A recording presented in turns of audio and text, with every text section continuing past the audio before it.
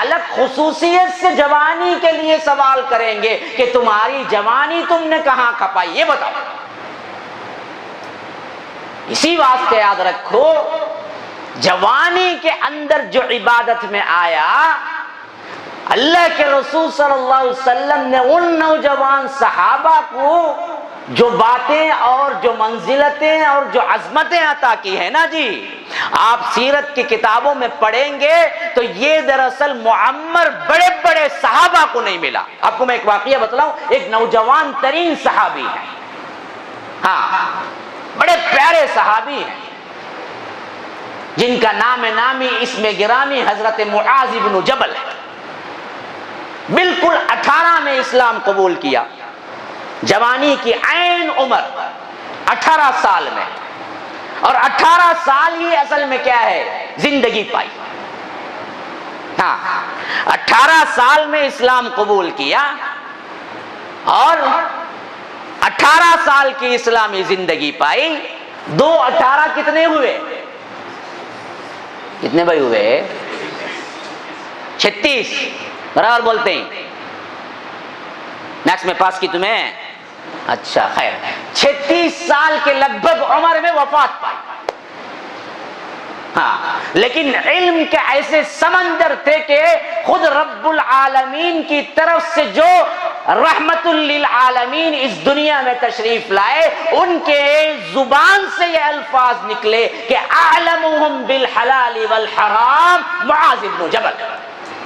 یا رب، حلال اور حرام کے بارے میں سب سے بہتر جاننے والے سب سے بڑے عالم صحابہ میں فرمایا کہ معاذ بن جبل ہے۔ سب سے بڑے مفتی اللہ کے رسول نے اپنے دور مبارک میں افتاء دینے کا جو منصب دے کے بھیجا وہ حضرت معاذ بن جبل ہے۔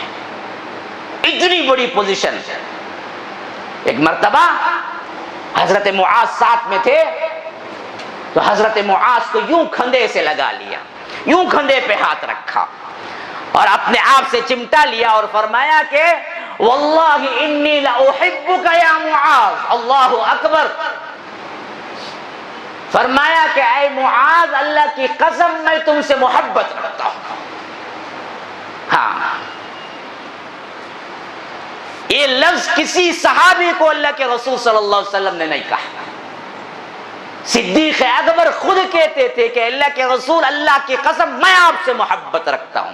عمر کہتے تھے کہ اللہ کے رسول میں آپ سے محبت رکھتا ہوں۔ عثمان کہتے تھے کہ اللہ کے رسول میں آپ سے محبت رکھتا ہوں۔ پوری کائنات چاہتی ہے، ہم سب چاہتے ہیں کہ ہم اللہ کے رسول سے محبت کریں، لیکن یہاں امام کائنات خود کہہ رہا ہے حضرت معاذ سے کہ معاذ میں تم سے محبت کرتا ہوں۔ اس کو کہہ کے لکھتے ہوئے شارح حدیث لکھتے ہیں کہ ہمیں جہاں تک سوچ پڑتی ہے یہ لفظ صرف معاذ کو کہنے کی وجہ یوں معلوم ہوتی ہے کہ اس جوانی کے اندر معاذ نے اسلام قبول کر کے اپنی جوانی کو اللہ کے راہ میں دیا اور ایسے قرآن اور حدیث کو پڑھا، ایسے پڑھا یہاں تک کہ اللہ کے رسول نے کہا کہ سب سے بڑے عالم معاذ ہیں حلال اور حرام کے اندر۔ تو اس جوانی کے اندر انہوں نے جو جوانی اللہ تبارک و تعالی کو عطا کی، یہی وہ وجہ تھی جس کی وجہ سے اللہ کے رسول نے حضرت معاذ سے خود کہا کہ میں تم سے محبت رکھتا ہوں۔ یہ جوانی ہے، اپنی جوانیوں حفاظت کرو، احساس دلاؤ، ذمہ دار بناؤ۔ کیسے ذمہ دار بناؤ؟ ایک ذمہ دار ترین جوان مسلمان کیسے ہونا چاہیے، کیا ہونا چاہیے؟ اسی واسطے میں نے قرآن مجید کے 2 طرح کے 2 جگہوں کی آیتوں کو میں نے پڑھا آپ کے سامنے، جہاں پر جوانی کا لفظ آیا ہے۔ ہاں عربی میں جوان کو کہتے ہیں فتح اور اس کی جمع آتی ہے فتیہ۔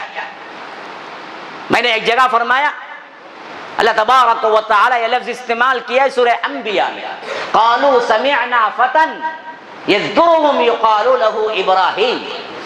لفظ فتح آیا ہے، جوان کو کہتے ہیں فتح، کہ اللہ تبارک و تعالی کہتا ہے قالوا سمعنا فتى یذکرہم یقال لہ ابراہیم، ہم نے ایک نوجوان کو یہ کہتے ہوئے سنا جس کا نام ابراہیم ہے۔ تو یہ جوانی میں سنگولر فتح کا لفظ ادھر آیا ہے. اور میں نے دوسری آیت وہ پڑھی جو سورہ کہف میں آئی ہے جس میں جمع کا صیغہ آیا ہے, انہم فتیۃ آمنوا بربہم وزدناہم ھدا, کہ چند نوجوان تھے جو اپنے رب پر ایمان لائے تھے. تو ایک جگہ فتیہ کا لفظ آیا ہے, ایک جگہ فتح کا لفظ آیا ہے. تو فتح اور فتیہ جوان اور نوجوان اور جوان کی پلورل اس حیثیت سے قرآن میں ذکر ہوا ہے. تو یہ کن کے بارے میں ذکر ہوا ہے پتہ ہے؟ جنہوں نے اپنے احساس کو جگایا, اپنی ذمہ داری کو بتایا اور دنیا کے اندر اپنی ذمہ داری کے عوض وہ کام کر گئے جس کو رب العالمین نے قیامت تک کے لیے رکھ دیا. جوانوں سنو, تمہاری ذمہ داری اصل میں ہے کیا؟ احساس کیسے آئے گا؟ کیسے تم دراصل معاشرے کے لیے صحیح بیٹھو گے, معاشرے کے لیے صحیح طور پر کام کرو گے, کیسے تبدیل ہوگے؟ یاد رکھو سب سے پہلا کام تمہارا اس معاشرے کے لیے علم کو سیکھنا, توحید کو سیکھنا, منہج کو سیکھنا اور اس کے بعد اس کے لیے تن من دھن لگا دینا. یہی اصل میں احساس ہے, یہی شعور ہے ہر نوجوان کو اختیار کرنا چاہیے, جس کے بارے میں رب نے فرمایا انہم فتیۃ آمنوا. یہ بھی وہی جوان تھے جنہوں نے اپنے احساس ذمہ داری سے یہ سیکھ لیا کہ توحید ہی اصل ہے, جس کے لیے اپنا گھر بار چھوڑ دیا, اپنے رشتہ دار چھوڑ دیے, اپنا وطن چھوڑ دیا, اپنا ملک چھوڑ دیا, سب کچھ چھوڑ کے نکل گئے. رب نے ان کی عظمتوں کو ایسی پاسداری کی کہ قیامت تک کے لیے ان کا قصہ قرآن میں رکھ دیا. ایک اور جوان ہے جن کے بارے میں رب کہتا ہے کہ یہ سمعنا فتن یذکرہم, کہ لوگ کہہ رہے تھے کہ ایک جوان ہے جس کے بارے میں ہم نے سنا اس واقعے کو. یہ جوان کون ہے؟ یقال لہ ابراہیم, جس کو ابراہیم کہا جاتا ہے. یہ ابراہیم ہے جو جوانی کے اندر وہ کام کر گیا, جوانی کے اندر وہ احساس جلا گیا جو اصل میں ہر نوجوان کو ہونا چاہیے, جو کہ پوری امت کے لیے حکم ہوا کہ فاتبعوا ملت ابراہیم حنیفا, ملت ابراہیم کی پیروی کرو. جناب محمد الرسول اللہ صلی اللہ علیہ وسلم کو بھی اعلان ہوا کہ فاتبع ملت ابراہیم حنیفا, اے اللہ کے رسول آپ بھی ابراہیم کے طریقے کی پیروی کیجئے. حتیٰ کہ اللہ کے رسول صلی اللہ علیہ وسلم نہیں بلکہ ابراہیم علیہ السلام کے بعد آنے والے جتنے انبیاء کرام ہیں سب کو اللہ حضرت ابراہیم کے نسل میں بنایا. کوئی وہ نہیں ہے جو حضرت ابراہیم کے نسل کے علاوہ کسی اور نسل میں آیا ہو. ہاں ابراہیم سے پہلے کوئی نبی آیا ہو تو ہو سکتا ہے کہ وہ ابراہیم علیہ السلام کی نسل سے نہ ہو, لیکن ابراہیم کے آنے کے بعد خواہ وہ بنی اسرائیل کے پیغمبر ہوں, خواہ وہ بنی اسماعیل کے پیغمبر ہوں, جناب محمد الرسول اللہ ہو یا حضرت موسیٰ ہوں یا حضرت عیسیٰ ہوں یا یحییٰ ہوں یا کوئی بھی ہو, سب کے سب حضرت ابراہیم علیہ السلام کی نسل میں آئے. اسی واسطے وہ امام الانبیاء بھی ہیں, وہ سید الانبیاء بھی ہیں اور وہ سب سے اہم ترین لقب ابو الانبیاء بھی ہیں, نبیوں کے باپ بھی ہیں. یہ اس واسطے اللہ نے یہ عظمت دی, اللہ تبارک و تعالی نے انہیں یہ مقام دیا کہ وہ اپنی جوانی سے یہ احساس رکھتے تھے کہ مجھے کام کرنا ہے. اور کام کس پہ کرنا ہے؟ یہ احساس ذمہ داری تھی کہ مجھے اس وقت اپنی قوم کو سدھارنا ہے, شرک سے چھڑانا ہے, توحید کی عظمت کو قائم کرنا ہے اور توحید کے لیے جان دینا ہے, توحید کے لیے جینا ہے, توحید کے لیے مرنا ہے. اسی واسطے رب کہتا ہے ان ابراہیم کانا امہ, ابراہیم ایک آدمی نہیں تھا, ابراہیم ایک شخصیت نہیں تھی, ابراہیم ایک فرد کے مانند نہیں تھا, بلکہ وہ کانا امہ تھا, ایک امت کے برابر تھا. وہ کام کر گیا ابراہیم جو پوری امت مل کے نہیں کر سکتی تھی. ان ابراہیم کانا امہ قانتا للہ حنیفا, وہ اللہ تبارک و تعالی کے لیے حنیف بنا, سب کچھ چھوڑ گیا, سب سے توجہ ہٹا لی. باپ آڑے آیا, باپ کو کو چھوڑ دیا، قوم آڑے آئی قوم کو چھوڑ دیا، قوم انہیں آگ میں پھینکنے آئی تو راضی ہو گیا کہ میں آگ میں جانا پسند کروں گا، لیکن میں توحید کی عظمت کو چھوڑنے کے لیے تیار نہیں ہوں۔ حتیٰ کہ رب کو پیار آیا تو اتنا پیار آیا کہ کسی فرشتے کو بلا کے نہیں کہا کہ ابراہیم کو جاؤ بچاؤ، ابراہیم کو آگ سے پکڑ لو، بلکہ رب نے یہ اعلان کیا تو یہ اعلان کیا کہ ہم دراصل جس طرح تم ڈائریکٹ مجھی پہ توکل کرو، مجھی پہ توکل کرتے ہو، بعینہ اسی طرح میں بھی ڈائریکٹ آگ ہی کو حکم دوں گا۔ قلنا یا نار کونی بردن وسلاما علی ابراہیم، اے آگ ٹھنڈی ہو جا ابراہیم کے لیے اور سلامتی کے ساتھ ٹھنڈی ہو جا۔ اللہ نے ڈائریکٹ آگ کو حکم دیا، یہ اس واسطے کہ اللہ تبارک و تعالی کے لیے انہوں نے وہ ذمہ داری اٹھائی جو ذمہ داری رب العالمین نے اپنے اللہ والوں کو دیتا ہے۔ یاد رکھو، حضرت ابراہیم علیہ السلام پیدا ہوا ایک مشرک قوم میں، باپ بدگر بھی تھا، بتوں کو بنانے والا بھی تھا،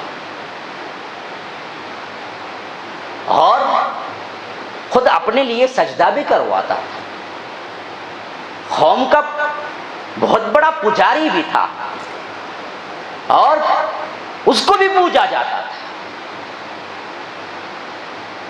ایسے مشرکانہ گھرانے میں حضرت ابراہیم پیدا ہونے کے باوجود توحید کی سچائی کو دیکھا، مانا، پھر اس کے بعد ڈٹ گئے باپ کے مقابلے میں، ہاں صاف کہا،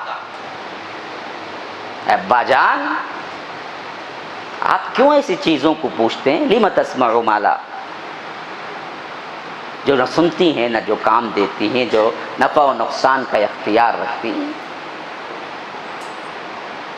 صاف کہا، یا ابت انی قد جاءنی من العلم ما لم یأتک فاتبعنی اہدک صراطا سویا، اللہ نے مجھے علم دیا ہے، آپ دراصل میری اتباع کیجئے۔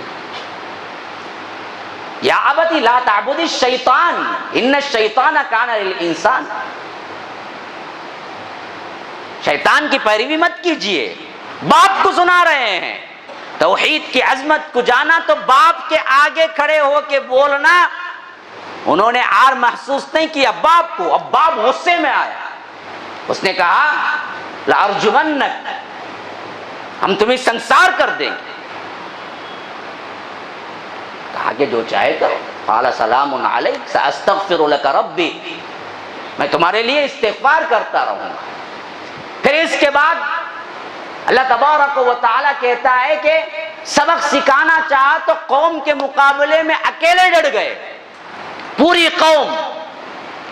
ہاں کہیں باہر کا میلہ لگنے والا تھا، جیسا ہمارا کچھ عرس وغیرہ کا ہوتا ہے نا جی، پوری بستی نکل جاتی ہے، ایسا ہی کوئی عرس میلے کا دن تھا ان کا بھی۔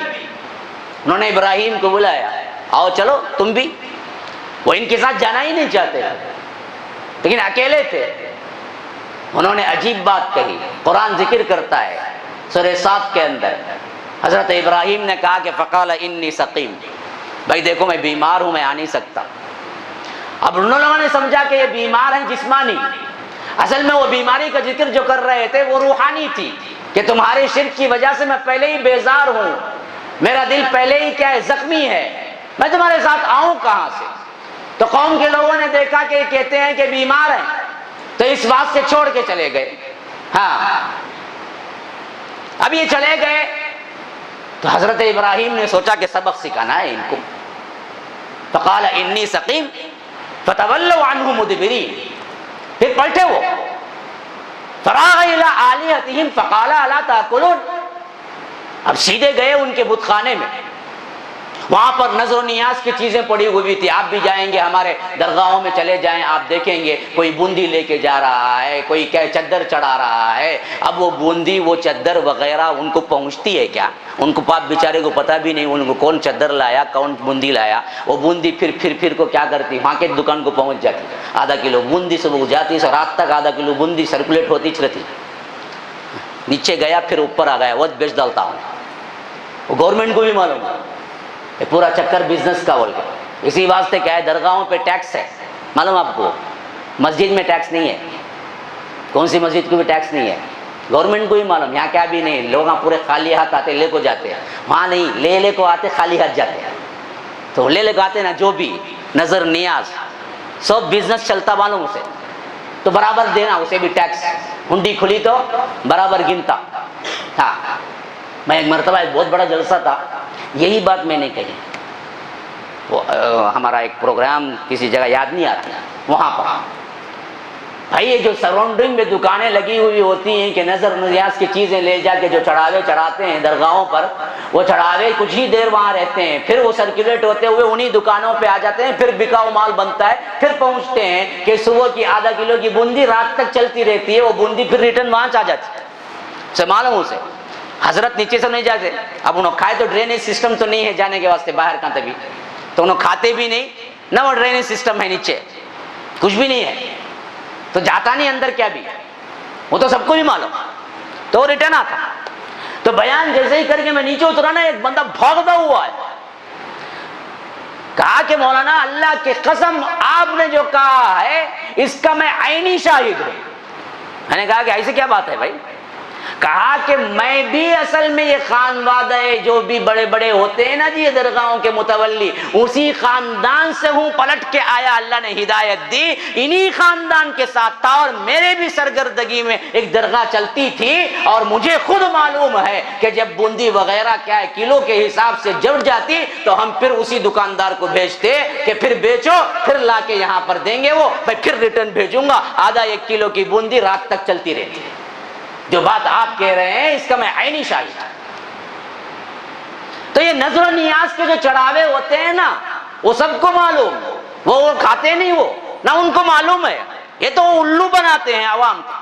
تو حضرت ابراہیم جب داخل ہوئے بت خانے میں تو وہ نظر و نیاز کی جو بھی چیزیں پڑی ہوئی تھی، پھل فروٹ وغیرہ، تو حضرت ابراہیم نے پوچھا قالا الا تاکلون، ارے تم کھاتے کیوں نہیں تم؟ یہ گویا کہ بتا رہے ہیں حضرت ابراہیم کو ہی معلوم، یہ کھاتے ہیں نا، مالکم لا تنطقون، ارے بولتے بھی نہیں ہو تم، تاکہ حجت قائم ہو جائے۔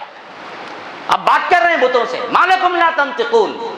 ہاں پھر فراغ علیہم ضربا بالیمین، پھر اس کے بعد انہوں نے کیا کیا، سیدھے ہاتھ سے زبردست مارے، ہاں ضربا بالیمین۔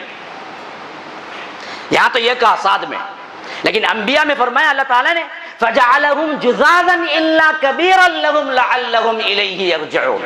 یا رب قرآن کی تاثیر دیکھو، قرآن کی عظمت دیکھو، ایک ہی واقعہ کئی جگہ بیان، لیکن ہر بیان میں کچھ نہ کچھ الگ سی باتیں۔ یہاں جب یہ واقعہ بیان کر رہا ہے رب کہتا ہے فَجَعَلَهُمْ جُذَاذًا إِلَّا كَبِيرًا لَهُمْ لَعَلَّهُمْ إِلَيْهِ يَرْجِعُونَ۔ انہوں نے جب بت خانے میں گئے اور ان سے بات کی، کہا کہ یہ چڑھاوے تم کھاتے کیوں نہیں ہو، تم بولتے کیوں نہیں ہو، پھر اس کے بعد ٹکڑے ٹکڑے کیے، لیکن اللہ یہاں کہتا ہے خالی سب کو ٹکڑے نہیں کیے، سب چھوٹے چھوٹے جو بت تھے ان کو تو ٹکڑے ٹکڑے کیے، الا کبیرا لہم، جو اس میں بڑا بت تھا نا، ہاں بڑا، ایک بڑا ہوتا نا، چھوٹا رہے تو چھوٹے رہتے، طوطے کی درگاہ کہتے ہیں، ان کے چپل کی درگاہ کہتے ہیں، ان کے مرغے کی درگاہ کہتے ہیں، اس کے بعد ان کی درگاہ کہتے ہیں، بڑی درگاہ کہتے ہیں، ہاں یہ چھوٹے چھوٹے، ان سے آنکھوں سے بڑی درگاہ ہوتی ہے اس کے بعد، ہاں تو ان کے جو چھوٹے چھوٹے معبود تھے ان کو تو ٹکڑے ٹکڑے کر دیے، فجعلهم جذاذا الا كبيرا لهم، بڑے کو چھوڑ دیا، لعلهم الیہ یرجعون، تاکہ وہ پلٹیں اس کی طرف، ہاں اور خاص طور پر جو کھلاڑے سے مار کے توڑا نا، وہ کھلاڑا بھی اسی کے گلے میں ڈال دیا، لو جی پکڑ تو ہی، اب بڑا بت جو بیٹھا ہوا تھا نا اسی بت کے گلے میں ڈال دیا کہ چل تو ہی مارا چھوٹوں کو، لعلهم الیہ یرجعون۔ اب یہ پلٹ کے آئے نا، اللہ کہتا ہے قالوا من فعل هذا بآلهتنا انه لمن الظالمین۔ اب یہ لوگ آئے تو ان کی عقلیں پھر گئی، انہوں نے کہا کہ ارے ہمارے معبودوں کے ساتھ یہ کون کیا جی، واقعتاً ظالم ہے کوئی جو ایسا کیا۔ اب جو بندے تھے ناباز، انہوں نے کہا کہ قالوا سمعنا فتى يذكرهم يقال له ابراہیم، بعض لوگ اس میں بولے کہ دیکھو ایک جوان ہے ابراہیم نام کا، اسے ہم نے سنا ہے بولتے ہوئے، ہاں شاید اسی کا کام ہوگا، سمعنا فتى يذكرهم يقال له ابراہیم۔ اب قوم کیا بولی، قالوا فاتوا به على اعین الناس لعلهم يشهدون، لے آؤ اس کو ہمارے آنکھوں کے سامنے، چاہ کے ہم کیا ہیں دیکھ لیں، شہادت لے لیں۔ اب حضرت ابراہیم کو پکڑ کے لے آئے گئے۔ ہاں، اب دراصل ان لوگوں نے بڑا عجیب سوال کیا اور عجیب جواب بھی، تاریخ ساز جواب، بھولنا نہیں۔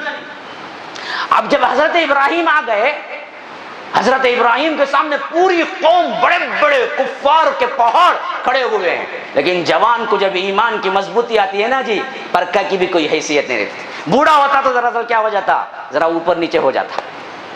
یاد رکھو جوانوں، اللہ نے طاقت جو دی ہے نا جوانی کی، یہ تو پہاڑوں کو بھی سر کر سکتی ہے، لیکن ایمان پیدا ہو جائے میرے بھائیو، ایمان پیدا ہو جائے۔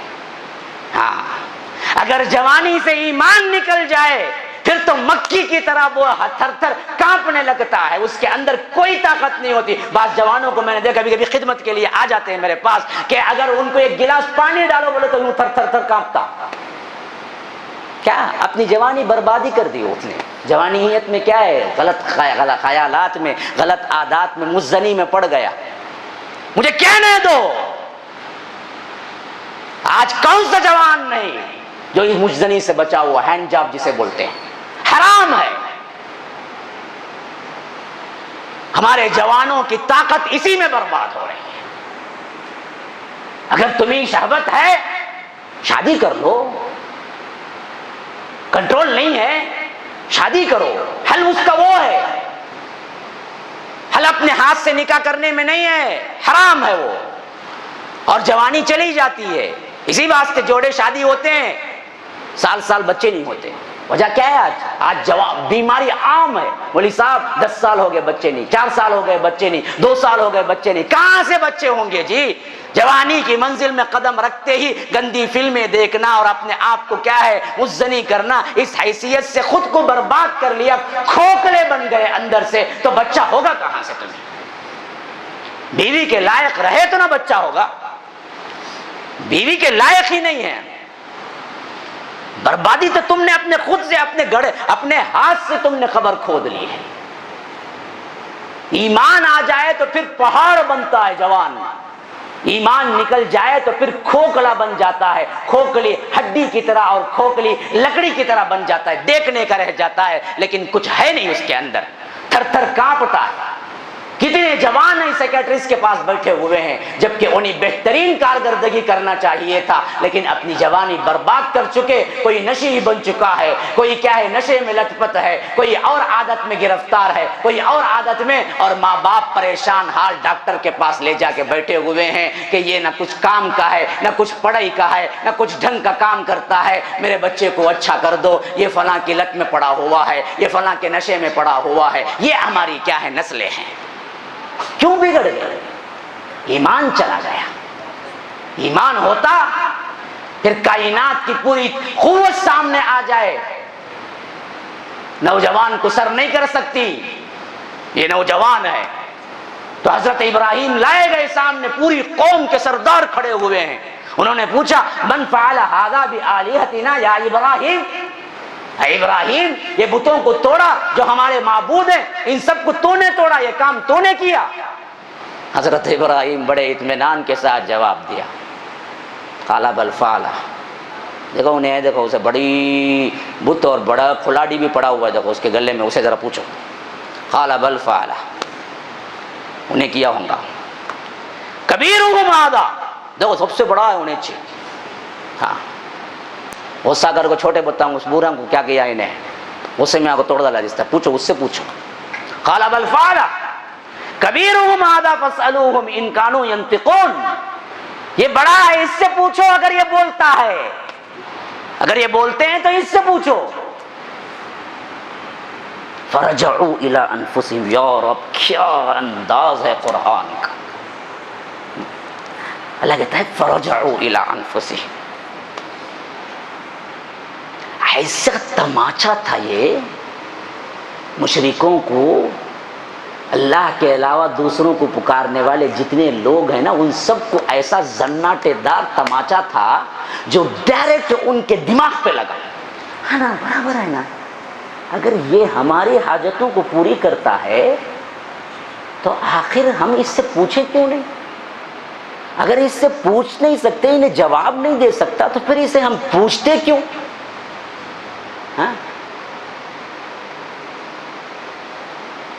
غریب نواز کا جھنڈا کتا، اچھا غریب نواز کا جھنڈا اتنا تو کب پینٹ مارا؟ 1 مہینہ پہلے، پھر مارتا نا ہو کئی کو پرانا ہوگا۔ ارے غریب نواز اپنے جھنڈے کو تارو تازہ پینٹ نہیں رکھ سکتے، تیرا دل کا پینٹ مارتے انہوں اب تجھے۔ ہاں؟ غریب نواز کے جھنڈے کو پینٹ مارے تو زندگی بھر گھونٹ پینٹنگ ہی چھڑنا،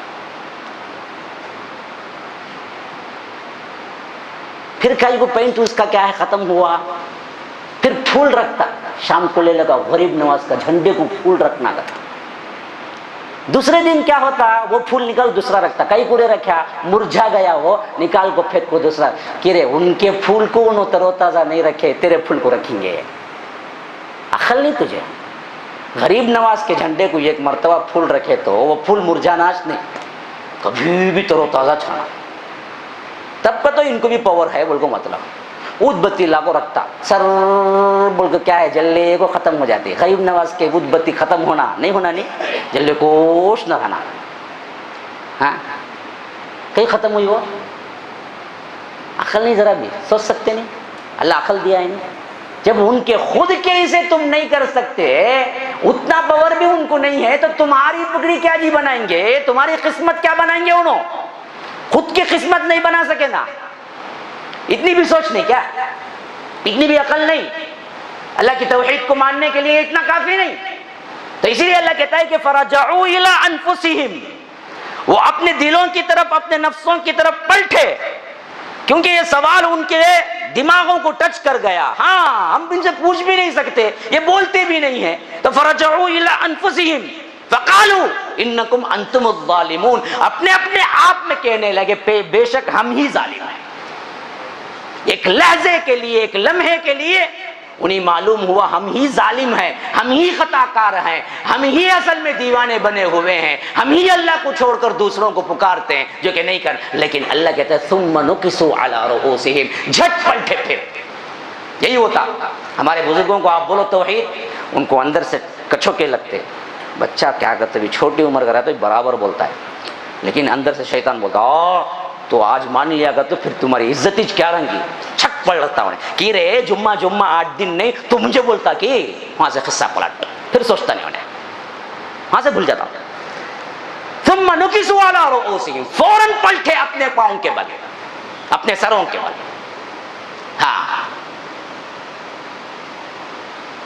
ایک لمحے کو ٹچ ہوا انہیں، ابراہیم علیہ السلام بالکل صحیح کہہ رہے ہیں، لیکن اس کو ماننے کو تیار نہیں تھا ان کا تکبر، تو فوری پلٹے۔ ثم نکسوا علی رؤوس لقد علمت ما هؤلاء ينطقون، انہوں نے پوچھا ابراہیم کیا تم کو نہیں معلوم یہ لوگ بات نہیں کرتے؟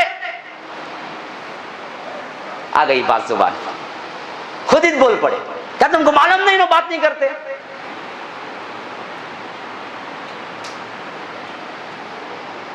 حضرت ابراہیم نے کہا قال افتعبدون من دون اللہ ما لا ينفعکم شیئا ولا یضرکم اف لکم ولما تعبدون من دون اللہ افلا تعقلون۔ تم پر تف ہے، تم خود مانتے ہو نفع و نقصان کا کوئی اختیار نہیں رکھتے، تف ہے تم پر، تم ایسوں کو معبود مانتے ہو۔ جب واضح اپنے غلطی کا احساس ہو گیا، اب دوسرا حربہ اپناتے ہیں لوگ، کیا کرتے معلوم؟ طاقت کا۔ آپ بڑوں کو بولو، سامنے واضح بھی ہو گئی دلیل بولو، پھر کیا بولیں گے معلوم؟ یہ سب نہیں چلیں گا با، میرے گھر میں رہنا کا تو یہ سب ماننا، فاتحہ دلانا، نہیں تو دیکھ بھیج ڈالتا ہوں باہر تجھے۔ یہ بھی اٹھے ویسا بولے، جواب دے نہیں سکے، سرنڈر ہونا پڑا۔ اب طاقت کے زور پہ قالوا حرقوه وانصروا آلهتكم ان كنتم فاعلين، اب یہ لوگ کہنے لگے جلا ڈالو اس کو، مار ڈالو اس کو اگر تم کو کچھ کرنا ہی ہے۔ اب دلیل نہیں، اب زور سے پڑھو، طاقت۔ اگر تمہارے آلیہوں کی، تمہارے معبودوں کی مدد تم کو کرنا ہے تو جلا ڈالو اس کو۔ حرقوه وانصروا آلهتكم ان كنتم فاعلين۔ اب اس کے بعد الاؤ تیار کیا، ڈالا۔ ایک نوجوان کا واقعہ ہے، ایک جوان کا، یہ ایک جوان کا۔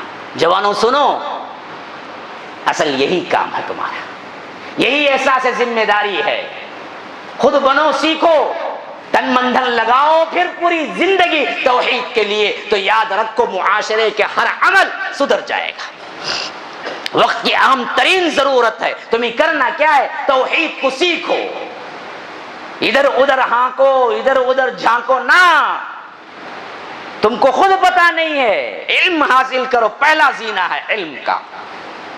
آج ہمارے جوانوں کو بھٹکنے کا عجیب و غریب رائے ہیں، دنیا میں بھی ہیں، دین کے نام پر بھی ہیں. یہ بلایا گیا، انہیں بلایا گیا، انہیں انجینئر اچھا بولتا، انہیں فلاں اچھا بولتا، 4 نیوز سن لیے، 4 بیانات سن لیے، انہوں خود مفتی اعظم بن گئے. اس کے بعد یاد رکھو علم ہونا چاہیے. اندازوں کے پیچھے مت بھاگو، توحید کا علم حاصل کرو، معتبر علماء کرام سے حاصل کرو. پھر اس توحید کے علم کو اپنا تن من دھن لگاؤ کہ اس کو پھیلانا ہے زندگی بھر. جوانی کا اصل کام یہی ہے تمہارا. یہ تو ایک جوان ہے، ایک جوان اکیلا، ایک جوان کا واقعہ میں نے آپ کو سنایا جو قرآن میں آیا ہے. چند جوانوں کا واقعہ قرآن میں آیا ہے، انہوں نے بھی کیا کیا؟ یہی ہے اہم ترین مسئلہ. ایک دور تھا حضرت عیسیٰ علیہ السلام کے آنے کے بعد کا دور، جس میں آخرت کے منکر پیدا ہو گئے. اللہ تبارک و تعالی کے ساتھ شرک کرنے والے، اپنے خود کی عبادت کی دعوت دینے والا بادشاہ پیدا ہو گیا. یہاں تک کہ چند نوجوانوں نے سوچا کہ اگر ہم اس کے ملک میں رہیں گے تو اپنے ایمان کو بچا نہ سکیں گے، اس کے آگے سجدہ کرنا پڑے گا، اس کی عبادت کرنی پڑے گی. تو ہمیں جان کی سلامتی نہیں چاہیے، ہمیں اپنی ایمان کی سلامتی چاہیے. اگر ہم اپنی جان کی سلامتی دیکھیں گے تو ایمان کی سلامتی کھو دیں گے. اگر ہم ایمان کی سلامتی دیکھیں گے، جان کی پرواہ نہ کرتے ہوئے نکل پڑنا ہے، نکل پڑے. اللہ تبارک و تعالی کہتا ہے وہ چند نوجوان تھے جو نکل پڑے.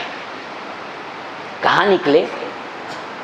کوئی تصور نہیں تھا، کوئی جگہ نہیں تھی، کوئی سیٹ اپ نہیں تھا، بس ایمان کو بچانا تھا، یہ ظالم بادشاہ کے پنجے سے اپنے آپ کو چھڑانا تھا. تو نکلے، راہ چلتے غار پہ پہنچ گئے.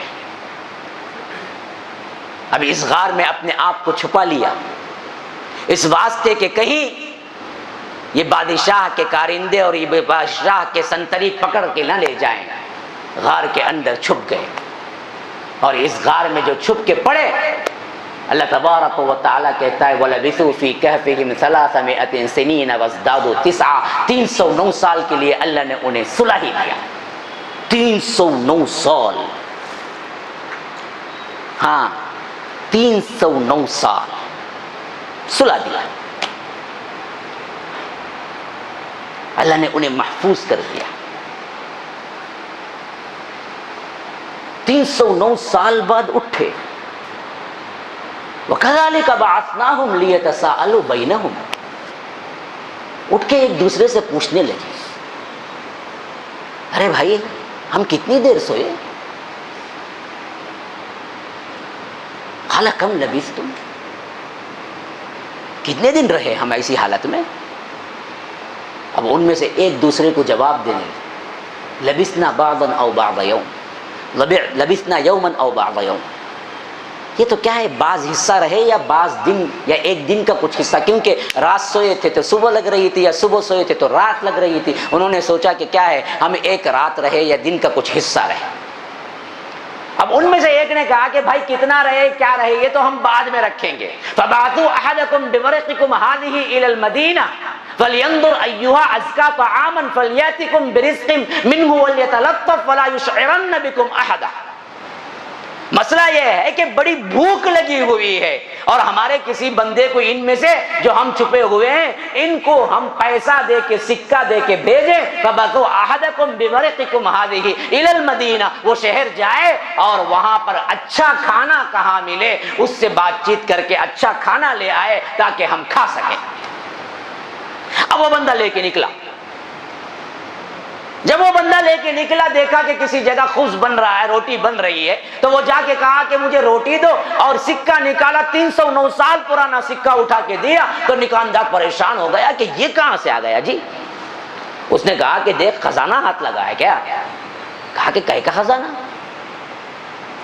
کہا کہ یہ جو تو دے رہا ہے سکہ، یہ تو 300 سال پرانا سکہ ہے، تجھے بتا خزانہ کہاں سے نکلا؟ اللہ کہتا ہے وَكَذَلِكَ أَثَرْنَا عَلَيْهِمْ لِيَعْلَمُوا أَنَّ وَعْدَ اللَّهِ حَقٌّ وَأَنَّ السَّاعَةَ لَا رَيْبَ فِيهَا إِذْ يَتَنَازَعُونَ بَيْنَهُمْ أَمْرَهُمْ فَقَالُوا ابْنُوا عَلَيْهِمْ بُنْيَانًا رَبُّهُمْ أَعْلَمُ بِهِمْ قَالَ الَّذِينَ غَلَبُوا عَلَىٰ أَمْرِهِمْ لَنَتَّخِذَنَّ عَلَيْهِمْ مَسْجِدًا۔ یہ ہم نے اس واسطے کیا کہ تاکہ لوگوں کو معلوم ہو جائے کہ اللہ تبارک و تعالی اس بات پر قادر ہے کہ جب چاہے اللہ تبارک و تعالی مارے، جب چاہے اٹھا لے۔ اللہ کا وعدہ سچ ہے، قیامت سچ ہے، یہ معلوم ہو جائے۔ اب بات بڑھتی گئی، یہ بولتا گیا کوئی خزانہ نہیں ملا، اور دکاندار کہتا گیا کہ نہیں تجھے کوئی خزانہ ملا ہے، یہاں تک کہ بات گورنمنٹ پہنچ گئی اور وہاں کے بادشاہ تک بھی بات پہنچ گئی۔ بادشاہ کو معلوم ہوا کہ کوئی بندہ ہے جو کہ 300 سال پرانا سکہ رکھا ہوا ہے، تو وہ آیا اور کہا کہ تو آیا کہاں سے ہے، تجھے یہ سکہ کہاں سے ملا؟ تو اس نے کہا کہ آؤ میرے ساتھ۔ وہ لے کے آیا غار کی طرف، غار کے اندر داخل ہوئے تو اور 6 لوگ اندر موجود تھے، اور وہ پورے کے پورے احوال وہ بیان کیے جو 300 سال پرانا بادشاہ ظالم تھا اس کے بارے میں، اور یہ 300 سال کے اندر انقلاب آیا، ریولوشن آیا، وہ بادشاہ مر گیا اور لوگ اچھے بن گئے، توحید والے بن گئے اور آخرت کو ماننے والے بن گئے، حتیٰ کہ بادشاہ بھی صالح تھا اور وہ خود اسلام کی طرف، آخرت کی طرف دعوت دیتا تھا، راتوں کو اٹھ کر رویا کرتا تھا۔ تو اس کی عوام اس سے کہتی تھی کہ اللہ تبارک و تعالی دوبارہ کیسے زندہ کرے گا جبکہ وہ ہڈی ہو چکے ہوں گے، وہ بوسیدہ ہو چکے ہوں گے۔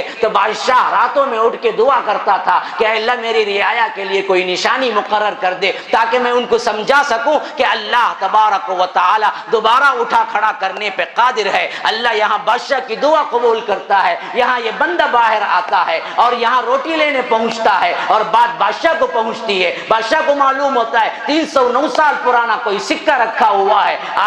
بادشاہ بھاگ کے آتا ہے اور اس کے ساتھ پہنچتا ہے اور وہ لے جا کے غار میں پہنچاتا ہے۔ غار میں دیکھتا ہے تو اور کوئی 6 آدمی ہیں، یہ ملا کے کل 7 ہیں۔ دیکھتا ہے، واقعہ سنتا ہے، پکار اٹھا ہے، میں نے نہیں کہا تھا کہ اللہ تبارک و تعالی دوبارہ اٹھا کھڑا کرنے پر قادر ہے، مارنے کے باوجود زندہ کرنے پر قادر ہے۔ لوگوں کو بلاتا ہے اور کہتا ہے کہ لوگوں دیکھو یہ زندہ مثال ہے، 309 سال پرانے لوگ ہیں اور آج اللہ ان کو اٹھا کھڑا کیا ہوا ہے، یہ سامنے موجود ہیں۔ لوگ کہتے ہیں یہ تو اللہ کے ولی اللہ ہیں، یہ تو اللہ کے خاص بندے ہیں، یہ وہ لوگ ہیں۔ ابھی ان کے لیے کیا باتیں ہو رہی ہوتی ہیں کہ سب کے سب کو اللہ تبارک و تعالی حقیقی موت دے دیتا ہے اور وہ سب مر جاتے ہیں۔ اللہ کے لیے نکلنے والوں کو اللہ تبارک و تعالی کیسے حفاظت کرتا ہے دیکھو۔ اسی لیے اللہ کہتا ہے وَيَقُولُونَ ثَلَاثَةٌ رَابِعُهُمْ كَلْبُهُمْ وَيَقُولُونَ خَمْسَةٌ سَادِسُهُمْ كَلْبُهُمْ رَجْمًا بِالْغَيْبِ وَيَقُولُونَ سَبْعَةٌ وَثَامِنُهُمْ كَلْبُهُمْ۔ اس بارے میں بعد میں اختلاف پیدا ہو گیا کہ بعضوں نے کہا کہ وہ 4 تھے، 5واں اس کا کتا تھا، اور بعضوں نے کہا کہ وہ 5 ہے، 6واں ان کا کتا۔ سب ان کی اپنی باتیں ہیں، اصل میں کیا ہے وہ 7 تھے، 8واں ان کا کتا تھا۔ ان کے ساتھ رہنے والا کتے کا بھی اللہ نے ذکر کر دیا۔ ہاں اللہ کے بندوں کی صحبت دیکھو یہ کتے کو کہاں لے گئی کہ اللہ ان کا قرآن میں اس کا اقرار بھی ہے اور کتے کا لفظ بھی ہے۔ اس کتے کو بھی اتنا بڑا درجہ دے دیا کہ صرف وہ اہل اللہ ایمان والے چند نوجوان جو نکلے تھے اس وقت ایک کتا ان کے ساتھ ہو گیا تھا۔ اللہ وہ کتے کا ذکر بھی خاص طور پہ کرتا ہے۔ یہ ہے اللہ والوں کی صحبت، یہ ان نوجوانوں کا واقعہ ہے جس کو رب کہتا ہے کہ لوگ جھگڑتے ہیں، اصل میں کیا ہے رجمن بالغیب وَيَقُولُونَ سَبْعَةٌ وَثَامِنُهُمْ كَلْبُهُمْ۔ وہ 7 تھے، 8واں ان کا کتا تھا، اور اس پر اللہ نے تبصرہ نہیں کیا تو مفسرین کہتے ہیں کہ حقیقی تعداد وہ 7 تھے، 8واں ان کا کتا تھا۔ اس واقعے کو بھی آپ نظر میں رکھیں۔ چند نوجوان میں پوچھتا ہوں حضرت آدم کے بعد سے آج تک کتنے کروڑوں نوجوان آئے ہوں گے، گمرے ہوں گے، گئے ہوں گے، لیکن قرآن میں کسی کا ذکر ہے؟ یہ 8-7 نوجوانوں کا ذکر کیوں؟ حتیٰ کہ ان کا نہیں بلکہ ان کے ساتھ رہنے والے کتے کا بھی ذکر ہے. کیوں؟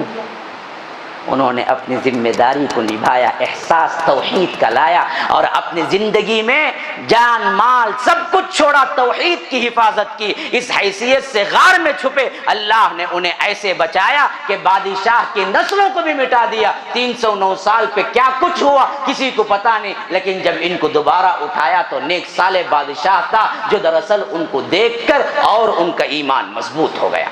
حتیٰ کہ ان ولی اللہ، ان اولیاء اللہ کے ساتھ اللہ اتنا پیار کرتا تھا کہ کہتا ہے کہ وَنُقَلِّبُهُمْ ذَاتَ الْيَمِينِ وَذَاتَ الشِّمَالِ وَقَلْبُهُمْ بَاسِطٌ ذِرَاعَيْهِ بِالْوَصِيدِ لَوِ اطَّلَعْتَ عَلَيْهِمْ. یا رب کیوں کیفیت رب بیان کر رہا ہے نا، عجیب کیفیت ہے جو اللہ اپنے اللہ والوں کی حفاظت. دیکھیے نا جی، جو بیڈ ریڈن ہو جاتا ہے نا مریض، وہ ایک ہی کیفیت میں یوں پڑا ہو نا تو اس کے نیچے کا جو جسم ہوتا ہے اس میں کیڑے پڑ جاتے ہیں. حرکت ضروری ہے، لازمی ہے. سالوں اگر کوئی بیڈ ریڈن ہوتا ہے تو بیڈ کے اندر اور اس کے جسم کے اس حصے پر بھی کیا ہے، اثر ہونا شروع ہو جاتا ہے، جلدی بیماریاں آ جاتی ہیں. اب کئی سو سال تک ایک ہی کروٹ پہ رہنا، 309 سال تک ایک ہی کروٹ پہ اگر رکھا جائے تو اس کروٹ کی وجہ سے دراصل ان کے اندر کیڑے یا ان کے ہڈیوں کو بوسیدہ ہونے کے چانسز تھے. تو اللہ کہتا ہے کہ ہم انہیں پیار سے پلٹاتے تھے. ہاں، وَنُقَلِّبُهُمْ ذَاتَ الْيَمِينِ وَذَاتَ الشِّمَالِ. کبھی ادھر کبھی ادھر، ہم خود ان کو تھپکی دیتے تھے، پلٹاتے تھے. وَقَلْبُهُمْ بَاسِطٌ ذِرَاعَيْهِ بِالْوَصِيدِ. اور جو کتا ان کے ساتھ تھا وہ اپنے پیر کو، پنجوں کو پھیلائے ہوئے یوں بیٹھا ہوا تھا غار کے منہ پر. لَوِ اطَّلَعْتَ عَلَيْهِمْ لَاطَّلَعْتَ، کیا ہے مضمون وہ پورا؟ بَاسِطٌ ذِرَاعَيْهِ بِالْوَصِيدِ. ہاں، اس کے بعد کیا ہے؟ لَوِ اطَّلَعْتَ عَلَيْهِمْ لَوَلَّيْتَ مِنْهُمْ فرارا وَلَمُلِئْتَ مِنْهُمْ رُعْبًا. وہ ایسے پنجے بٹھائے یوں بیٹھا ہوا تھا، اگر کوئی اوپر سے جھانک کے دیکھتا کہ غار میں کیا ہوگا، غار میں جانے کی اسی ہمت نہ ہوتی، کیونکہ وہ اپنے پنجے پھیلا کے ایسے بیٹھا ہوتا کہ لَوِ اطَّلَعْتَ عَلَيْهِمْ لَوَلَّيْتَ مِنْهُمْ فرار. وہ پلٹ کے بھاگتا. وَلَمُلِئْتَ مِنْهُمْ رُعْبًا. اس کا رعب اس کے دل میں بھر جاتا کہ ارے ارے پنجہ پھیلا کے کوئی کتا بیٹھا ہوا ہے، میں اندر نہیں جاتا. حالانکہ نہ پنجہ پھیلا کے کتا بیٹھا ہوا تھا نہ وہ زندہ تھا. اللہ سیٹ اپ ایسا کیا تھا کہ کوئی 309 سال تک اندر جاگ کے دیکھنے کی ہمت نہیں کر سکا. یا رب، یہ اللہ والے بندے ہوتے ہیں جو اپنے احساسات کو سمجھتے ہیں، اپنی ذمہ داریوں کو سمجھتے ہیں. یہ وہ نوجوان تھے جن کو رب نے نشانی بنا دیا، قرآن میں ان کا قصہ رکھ دیا. اسی سے سورہ کہف ہے. کہف کہتے ہیں غار کو. یہ غار والوں کا قصہ وہی ہے جو قصہ سورہ کہف میں آیا ہے. تو اللہ تبارک و تعالی ان کے اندر جو ایک نارمل جانور حقیر کتا بولتے ہیں، لیکن اگر ان کے سپورٹ کے اعتبار سے مدد کیا تو اللہ نے قیامت تک اس کا ذکر بھی قرآن میں رکھ دیا. جب بھی کہف پڑھیں گے وہ کتے کا بھی ذکر آپ پڑھیں گے. اور ایسے حفاظت کی کہ یہ اندر سو رہے ہیں، لیکن پورے 309 سال میں کسی کی ہمت نہیں پڑی کہ اس کو جھانک کے دیکھے، جبکہ وہ کتا جو ہے کہ ذراع پھیلائے ہوئے، اپنے پر اپنے بھاؤں کو پھیلائے ہوئے، پنجے کو پھیلائے ہوئے یوں بیٹھا ہوا لگتا تھا، گویا کہ وہ نگرانی میں بیٹھا ہوا ہے. کوئی اوپر سے دیکھتا تو پلٹ کے بھاگتا اور اس کا دل رعب سے بھر جاتا. تو کسی کی ہمت نہیں پڑی کہ اندر جھانک کے دیکھے. اللہ 309 سال بعد اٹھایا اور بتایا کہ یہ میرے بندے ہیں جو رب کے خوف سے توحید کو بچانے کے لیے نکلے، تو ہم ان کو ایسے بچائے کہ کائنات میں کسی اور کو نہیں بچائے. 309 سال تک ہم نے اس کی حفاظت کی. تم بھی کچھ بننا چاہتے ہو، رب کے ہو جاؤ، دین کے ہو جاؤ۔ یہ دنیا کی رنگینیاں سب ختم ہونے والی ہیں میرے بھائی، یہ کچھ نہیں ہے، یہ مکھی کا پر بھی نہیں ہے، مکڑی کا جالا بھی نہیں ہے۔ جیسا کہ حدیث ترمذی کے اندر آیا ہے کہ اگر یہ دنیا مکھی کے پر کے برابر یا مچھر کے پر کے برابر بھی ہوتی تو کسی کافر و مشرک و ملحد کو ایک گھونٹ پانی بھی نہیں ملتا۔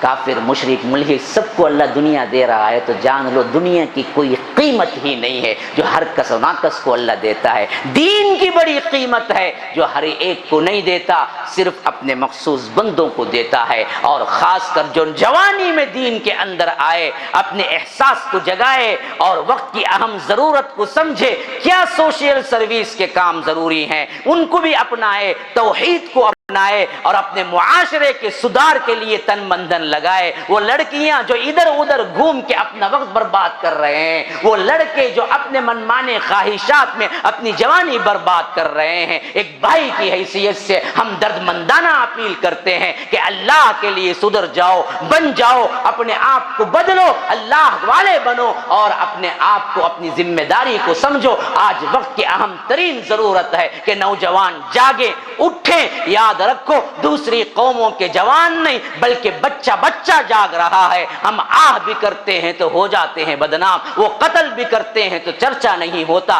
اس حالت نازک میں ہم پہنچ چکے ہیں، ہمارا وجود مٹانے کے پورے پلاننگ ہو چکی ہے۔ ہم اپنی بقا کے لیے لڑ رہے ہیں، جو قوم اپنی بقا کے لیے لڑنے کے بھی قابل نہیں ہوتی، یاد رکھو پھر رب العالمین بھی اسے باقی نہیں رکھتا۔ رب العالمین کا یہ اعلان ہے، انصاف کے ساتھ پورا اعلان ہے سورہ رعد کے اندر، ان اللہ لا یغیر ما بقوم حتی یغیروا ما بانفسہم۔ جو قوم اپنے آپ کو خود بدلنے کے لیے تیار نہیں ہوتی، اللہ تبارک و تعالی زبردستی نہیں بدلا کرتا۔ اگر تم نہ بدلو گے تو یاد رکھو پھر تمہاری نسلیں مٹ جائیں گی۔ اگر اٹھو گے ابھی کام کرو گے تو پھر تو کچھ بنے گا، اگر نہ اٹھو گے اور مٹ جاؤ گے تو یاد رکھو اے ہندوستان والو تمہاری داستان تک بھی نہ ہوگی داستانوں میں۔ پھر اس کے بعد ایک اور اندلس ہے جو ہندوستان میں دہرایا جائے گا۔ جاؤ جاؤ، اگر تاریخ تمہیں پتہ نہیں ہے تو اندلس کا دورہ کرو، اسپین کا دورہ کرو، جہاں 800 سال مسلمانوں کی حکومتیں تھی، وہاں کی مسجدیں جہاں بلند آواز سے اذانیں ہوا کرتی تھی، آج استبل اور گھوڑے خانے بنے ہوئے ہیں، جوے خانے بنے ہوئے ہیں، شراب خانے بنے ہوئے ہیں۔ مسجدیں جہاں اللہ کی عبادتیں ہوا کرتی تھی، آج وہاں پر جوتے چھوڑنے کی جگہیں بنی ہوئی ہیں۔ یاد رکھو یہاں پر بھی 800 سال سے زیادہ حکومت ہوئی ہے، لیکن نہ ہم اپنی تاریخ کو جانتے ہیں، نہ اپنے آپ کو جانتے ہیں، نہ ایمان کو جانتے ہیں، نہ اسلام کو جانتے ہیں۔ اگر تم اسی طرح نیٹ میں پڑے رہو گے، فیس بک کے پیچھے بھاگتے رہو گے، واٹس ایپ کے پیچھے بھاگتے رہو گے، اپنی منمانی فحاشی فلموں کے پیچھے بھاگتے رہو گے، چائے خانوں کو آباد کرو گے، مسجدیں ویران ہیں تمہارے وجود سے، تمہارے وجود سے بھری ہوئی ہیں تو سینما تھیٹر بھرے ہوئے ہیں، تمہارے وجود سے بھرے ہوئے ہیں تو چائے کے اڈے بھرے ہوئے ہیں، تمہارے وجود سے بھرے ہوئے ہیں تو کھیل کے میدان بھرے ہوئے ہیں، تمہارے وجود سے بھرے ہوئے ہیں تو بالکل اللہ تبارک و تعالی کے حرام کردہ جگہوں سے بھرے ہوئے ہیں۔ نوجوانوں اگر تم اپنے آپ کو تبدیل نہ کرو گے، نوجوانوں اگر تم اپنے احساس ذمہ داری کو نہ نبھاؤ گے، اگر تم نے اپنے آپ کو معاشرے کے لیے اللہ کی توحید کے لیے وقف نہ کیا تو وہ دن دور نہیں ہے،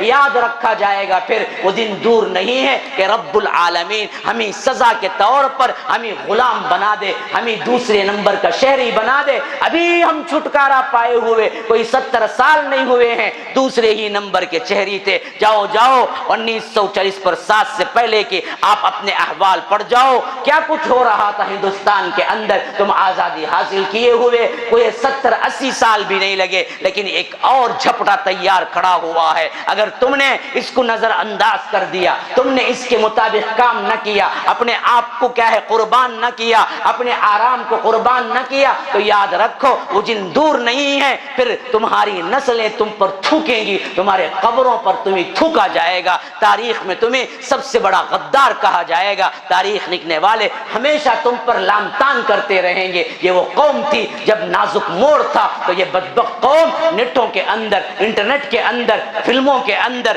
کلبوں کے اندر، واٹس ایپ کے اندر، فیس بک کے اندر حرام کاریاں کرتی تھی، ٹک ٹاک کے نام پر حرام کاریاں کرتی تھی. یاد رکھو تاریخ اسے کبھی نہیں فراموش کرتی جو نازک مواقع پر، جو لمحوں کی خطاؤں سے صدیوں صدا پاتی ہے. اور ایک وہ وقت تھا جہاں پر جو کام کرنا تھا ہمارے بڑوں نے نہ کیا تو وہ لمحوں کی خطائیں صدیوں میں بدل گئی اور ہم صدیاں سزا پاتے رہے. ایک یہ وقت ہے اگر آپ نہ بدلیں گے تو یہی لمحوں کی خطائیں صدیاں تمہارے لیے کیا ہے سزاؤں کا انداز میں تبدیل ہو جائے گا. تو یہ یاد رکھو مسلمانوں، اللہ کے لیے سدھرو، بدلو، اپنے احساس ذمہ داری کو اجاگر کرو، جگاؤ اور رب سے عہد کرو کہ ہمیں جینا ہے اللہ تبارک و تعالی کے لیے، اس اسلام کے لیے. اگر اسلام نہ ہو، ایمان نہ ہو تو پھر یہ جینا کیسے جینا؟ ہر آدمی مرنا ہے. یاد رکھو مرنے کے بعد بھی اگر چین نہ پایا تو کدھر جائیں گے؟ ہم تو کہتے ہیں کہ مر جائیں گے، مر جائیں گے. مصائب و آلام کو دیکھ کے انسان کہتا ہے مر جائیں گے، مر جائیں گے. شاعر پوچھتا ہے مر کے بھی چین نہ پایا تو کدھر جائیں گے؟ اگر تم نے کوئی اچھا کام نہ کیا، تم ایمان پر نہ مرے تو مرنے کے بعد بھی سزائیں ہیں، مرنے کے بعد بھی سام اژدہے ہیں، مرنے کے بعد بھی بچھو ہیں، مرنے کے بعد بھی عذاب قبر ہے، مرنے کے بعد بھی منکر نکیر کا سوال ہے، مرنے کے بعد بھی تمہارے قبر جہنم کے گڑھوں میں سے ایک گھڑا بن سکتی ہے. تو یاد رکھو اصل تو عقل مند وہی ہے جو اس زندگی کو اس زندگی کے عوض بیچ دے، اس زندگی کو وہاں کی تیاری کے لیے صرف کر دے اور پھر رب کریم کا بلاوا آئے تو پورے اطمینان کے ساتھ لبیک کہتے ہوئے کہے کہ اللہ اسی کا تو انتظار تھا کہ آج ملاقات کی گھڑی آ گئی، تیری ملاقات کو میں تیار ہوں. اور رب پکار کے کہے کہ میرے بندے آ، میں بھی ملاقات کے لیے تیار ہوں. جو اللہ کی ملاقات کو محبت رکھتا ہے اللہ بھی اس سے ملاقات کو محبت رکھتا ہے. میرے نبی کا فرمان ہے اور اللہ کہتا ہے ارجعی الی ربک راضیۃ مرضیہ وادخلی فی عبادی وادخلی جنتی. اے اطمینان پانے والی روح آجا، اب اپنے رب کی طرف آجا، تیرے لیے جنت کے دروازے کھلے ہوئے ہیں. تو یہ اصل کامیابی ہے. تو یاد رکھو یہ دنیا دنیا ہے، ایک دن مٹ جانی ہے. اجل ہی نے چھوڑا نہ کسرا نہ دارا، اسی سے سکندر صفات بہارا. ہر ایک لے کے کیا کیا نہ حسرت سے دھارا، پڑا رہ گیا یوں ہی ٹھاٹ سارا. جگہ جی لگانے کی دنیا نہیں ہے، یہ عبرت کی جا ہے تماشا نہیں ہے. یہ زندگی ہے، یہ زندگی زندگی کیا ہے؟ زندگی ایک کرائے کا گھر ہے، ایک نہ ایک دن بدلنا پڑے گا. موت جب تجھ کو آواز دے گی گھر سے باہر نکلنا پڑے گا. تو نہ نکلے گا تو تیرے خود کی اولاد تجھے کندھوں پہ اٹھا کے منو مٹی کے اندر دفن کر کے آئے گی، کوئی تیرے ساتھ نہیں آئے گا. یہ دنیا حقیقت ہے، یہی حال سب کا ہونے والا ہے. نہ تمہیں قبر میں الماری ہے، نہ کفن میں جیب ہے، کیا کچھ لے کے جانا ہے؟ سب کو خالی ہاتھ ہی جانا ہے. کچھ کر لو، اعمال ہی وہ چیز ہیں جو تمہارے ساتھ آئیں گے، تمہیں حفاظت بھی کریں گے. تم ہی تمہارے وہ رات جو سنگین ترین رات ہوگی قبر کی رات، اور وہ جگہ جو کہ سنگین ترین جگہ ہے قبر، وہاں پر نور دینے والا تمہارا عمل ہے، وہاں پر نجات دینے والا تمہاری توحید ہے. یاد رکھو اس کو جس نے پکڑا وہ کبھی نامراد نہیں ہوا، اس کو جس نے چھوڑا وہ کبھی بھی کامیاب نہیں ہوا. اللہ تبارک و تعالی سمجھ کی توفیق عطا فرمائے. اللہ تبارک و تعالی ہمارے گناہوں کو معاف فرمائے. اللہ تبارک و تعالی ہم سب کو جیسے یہاں اکٹھا فرمایا ہے امام الانبیاء سید المرسلین و آخرین جناب محمد الرسول اللہ صلی اللہ علیہ وسلم کے ساتھ جنت الفردوس میں بھی اکٹھا فرمائے. ھذا وباللہ التوفیق وصلی اللہ وسلم علی نبینا محمد. اسأل اللہ لی ولکم ولسائر المسلمین من کل ذنب فاستغفروه انه هو الغفور الرحیم. والسلام علیکم ورحمۃ اللہ وبرکاتہ.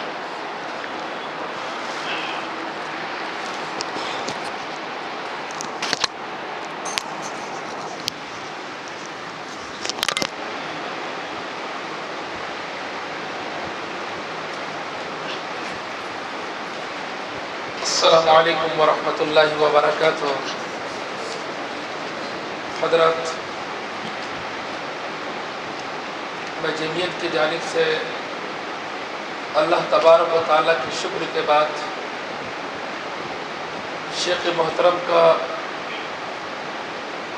شکر بجا لاتے ہوئے رب کائنات سے دعا گو ہوں کہ اللہ تبارک و تعالیٰ آپ کے علم میں اضافہ فرمائے، اللہ آپ کی حفاظت کرے حاسدین کے حسد سے، شر پسندوں کی شرارت سے، اللہ تبارک و تعالیٰ آپ کی عمر اقبال میں اضافہ فرمائے، اللہ جب تک باحیات رہے دین کی اسی طرح سے خدمت لیتا رہے، اللہ تحیات آپ کو صحت و عافیت کے ساتھ رکھے، اللہ آپ کے احسانے کو قبول فرما لے، اللہ آپ کی آج تک کی کاوشوں کو شرف قبولیت بخشے۔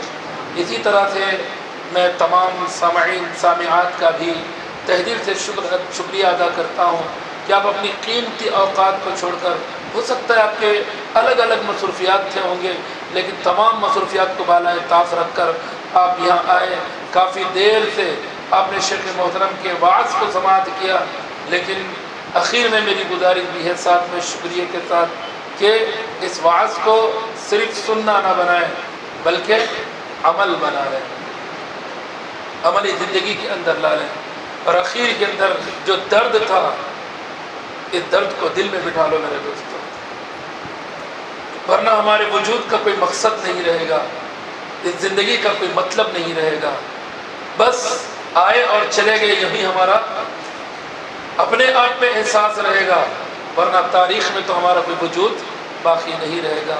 اس لیے ہم اخیر کے جملوں کو، خاص کر جو جذبات ہیں، اپنے سننے کے لیے نہیں بس ہمیشہ کے لیے اپنے دل و دماغ کے اندر بٹھا لیں۔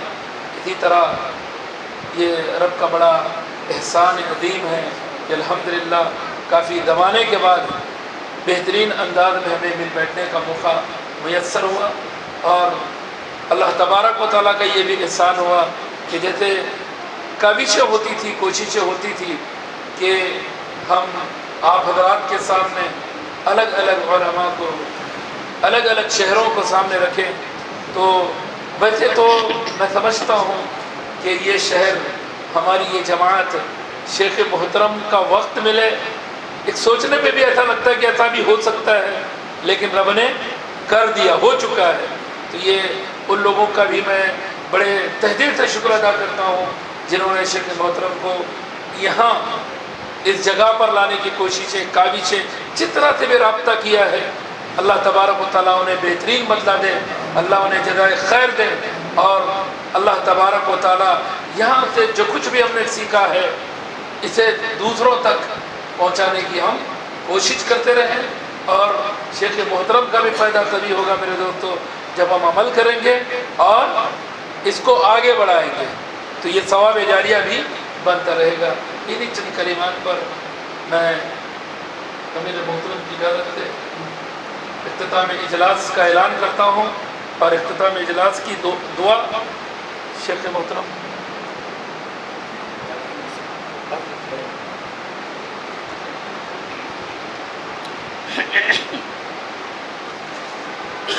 السلام علیکم۔ جیسا کہ شیخ کے بعد مجیب الرحمن صاحب جو عبد العزیز اور سب کے پیارے ہیں، انہوں نے بہت قیمتی باتیں کی، اور شیخ نے لاسٹ میں جو چند منٹ جو گفتگو کی ہے، اگر پورے موضوع کا نچوڑ یا مرال جس کو کہتے ہیں انگلش میں، اگر اس کا خلاصہ کریں گے، پورے تقریر کا جو خلاصہ ہے وہ ہمیں آئینے کی طرح دکھا دی